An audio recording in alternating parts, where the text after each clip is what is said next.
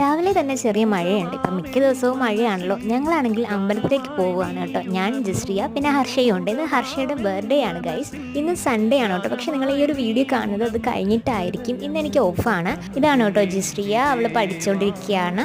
പിന്നെ ഹർഷ, അവൾക്കിന്ന് ഞായറാഴ്ചയായിട്ട് പോകണം, ഡ്യൂട്ടി ഉണ്ട്. പിന്നെ ഇതാണ് അമ്പലം, ആൽത്തറ ജംഗ്ഷൻ്റെ അവിടെയുള്ള ഒരു അമ്പലമാണ്.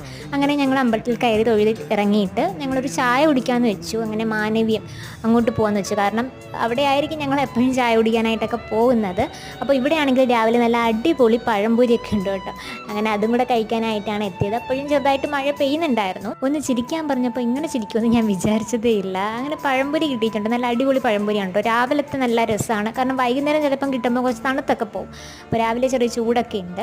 പിന്നെ ഇന്ന് രാവിലെ ഹോസ്റ്റലിൽ ഉപ്മാവാണ്. അപ്പോൾ അതിന് മുന്നേ ആയിട്ടാണ് ഞങ്ങൾ ഈ ചായയും പഴംപൊരിയൊക്കെ കഴിക്കുന്നത്. ഇനിയിപ്പോൾ ഹർഷ നേരെ ജോലിക്ക് പോകും. ഞാനും ജസ്റ്റിയും ഒരു ചെറിയ കറക്കമൊക്കെ ഉണ്ട്. അപ്പം നമുക്ക് നെക്സ്റ്റ് ഡീൽ കാണാം.